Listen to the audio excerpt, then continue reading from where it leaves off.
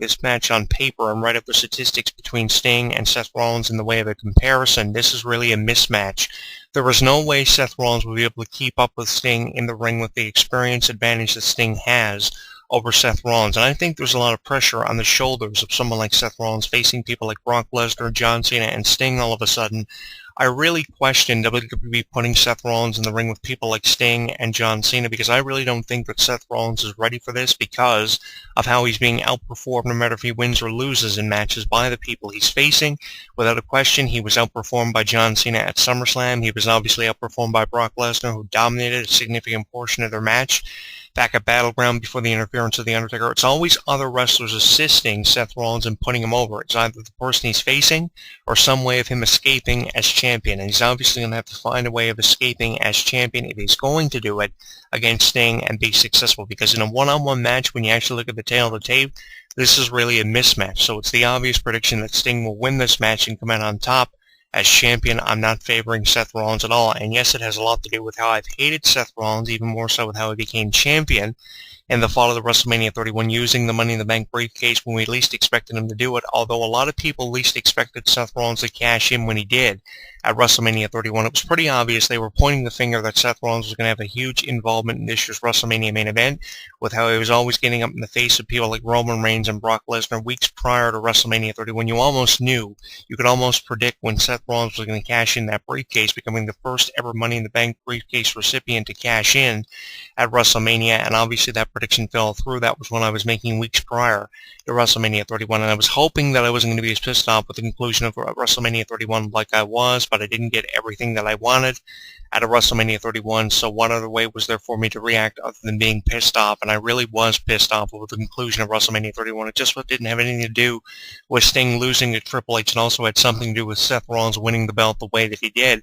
Now they're throwing the two things that I was really pissed off over together in a match between Sting and Seth Rollins, and it's finally coming to its climax. It's reaching a point of finality, and I'm really proud that it's going to result in Sting possibly winning the championship and having at least a 4-month reign as champion to a maximum point. And it would even be cooler to see him get to 6 months, because that would get him to WrestleMania, and he would be able to headline his first ever WrestleMania in the main event as champion like it should have been all those years ago. There really was no reason for Sting to have stayed away for 14 years when you really think about it, because I think with every WCW wrestler that WWE acquired after the purchase of World Championship Wrestling, they gave a lot of World Championship wrestlers a lot of opportunities when they didn't have to, and they probably would have presented Sting with the same opportunity to be involved with the Alliance angle or to be involved with WWE years before ever all this happened. With World WWE, I think it would have been awesome seeing that happen. There really was no reason for Sting to have stayed away for as long as what he did. I think there was just a lot of a personal grudge that existed between Sting and WWE for all those years. Now he hated Vince McMahon and how he allowed, in that controversial YouTube video back in 2005, he'd never worked for the McMahons or Triple H because of that animosity and how they treated and how they handled the WCW wrestlers and the purchase of the company. They purchased it for $5 million with the purpose of purchasing it for the video footage to distribute DVDs and Blu-rays in the future. And because of the way they handled the purchase, Sting wanted nothing to do with WWE, because that's why he went elsewhere. And we all know where Sting went. He went down south to TNA Wrestling and made a name for himself at the expense of Jerry and Jeff Jarrett, which obviously gave him a great deal of success because it allowed him to wrestle wrestlers he had wrestled before in the past and wrestlers he had never worked with before, like AJ Styles and Samoa Joe. That was great for Sting, but I think he's ultimately having something far greater happen for him now, so he couldn't have made a better decision or came to WWE at a better time, because the flock of talent, the fluctuation of talent in WWE is at its highest, and it's really phenomenal. All the fantastic talent they're bringing in, and this is a great opportunity for the 58-year-old Sting now to wrestle against someone who is only just young in the business, making a name for himself, and Sting can really help these people out. He could help the bet even more if he's champion. Diehard fan of Sting, always been a diehard fan of Sting, and if it came down to a match with Sting facing anyone for the championship, let alone Seth Rollins, I would be for Sting. I'd be in Sting's corner even if Sting lost this match, and I still do. I hate Seth Rollins, for the record. I got to be honest with you. I absolutely detest Seth Rollins and how he's went about conducting himself as champion, going as far as to proclaim himself the greatest of all time. I've used the word pontificating himself to be the greatest of all time when he still has a lot to prove. Without a doubt, he still has a lot to prove in the minds of a lot of wrestling fans, myself included. I mean, a couple of victories here and there over John Cena and Brock Lesnar really proves nothing. I mean, really, what has Seth Rollins done up to this point in his career? He's won the tag team titles with Roman Reigns, which was a brief moment that he held the titles with Roman Reigns before Brett backstabbing the Shield.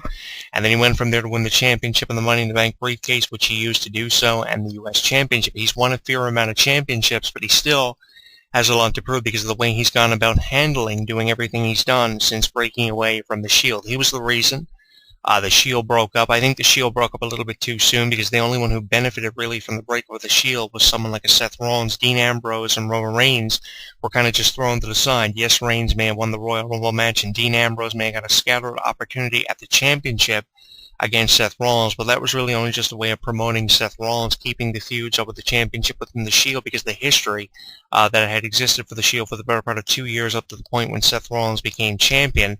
But really, he was the only one who benefited from the breakup of the Shield, and that's obviously why they broke the Shield up. And I question why the Shield had broken up when only one of the three were benefiting from anything being done with their characters and the direction of them. And I thought it was a little bit too soon, and obviously I was right with that because only one Shield member was benefiting, like only one member of a tag team usually benefits when a tag team breaks up. In the case of The Miz and John Morrison, it was The Miz, Shawn Michaels, and Marty Jannetty back in the early 90s. It was Shawn Michaels, obviously.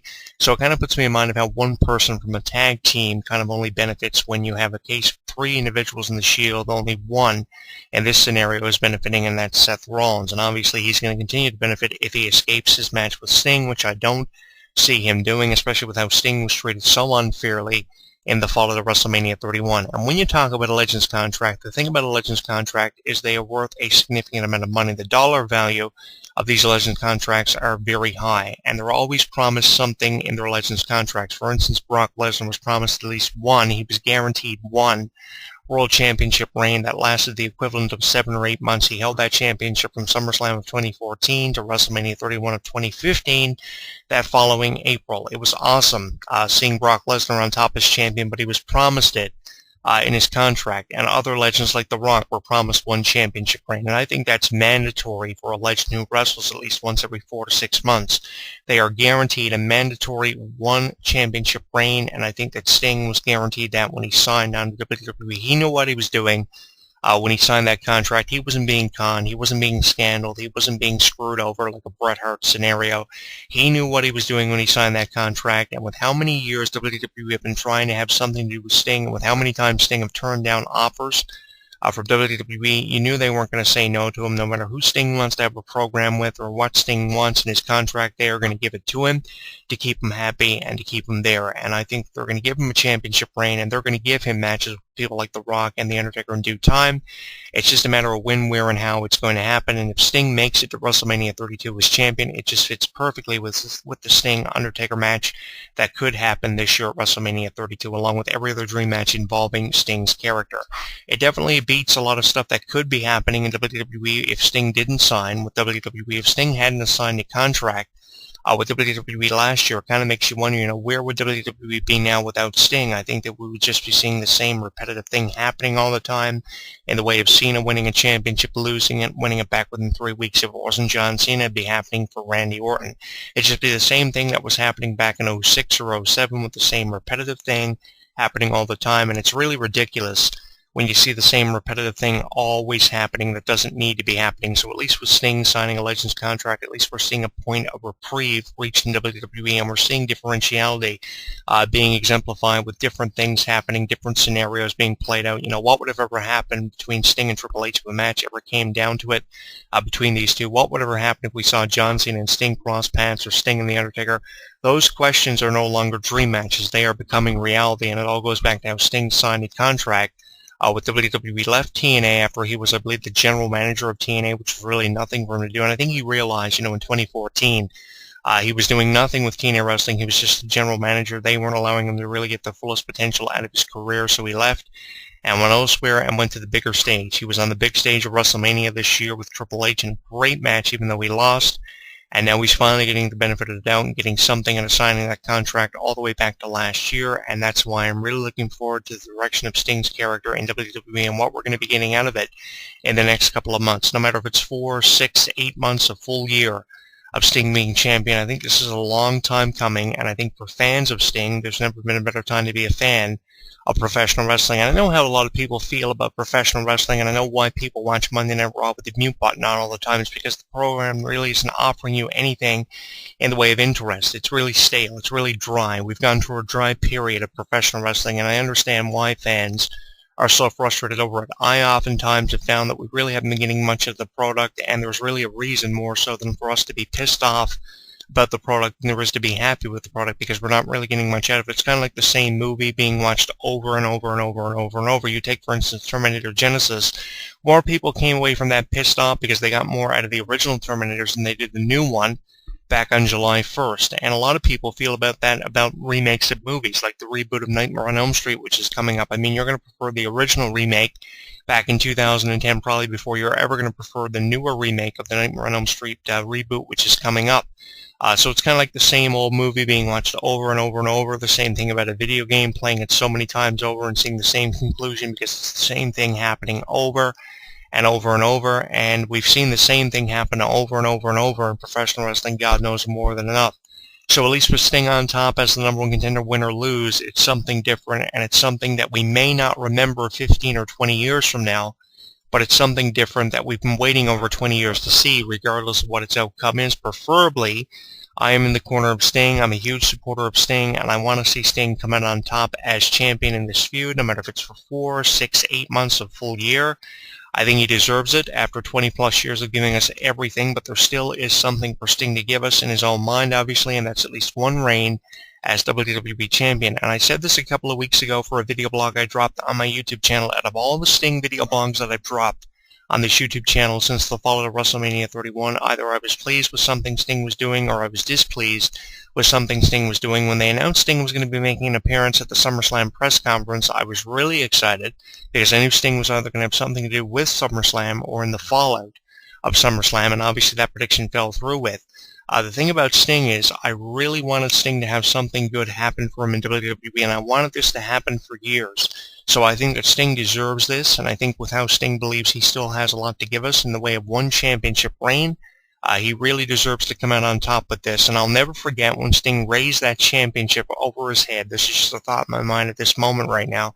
I'll never forget Sting raising that championship over his head and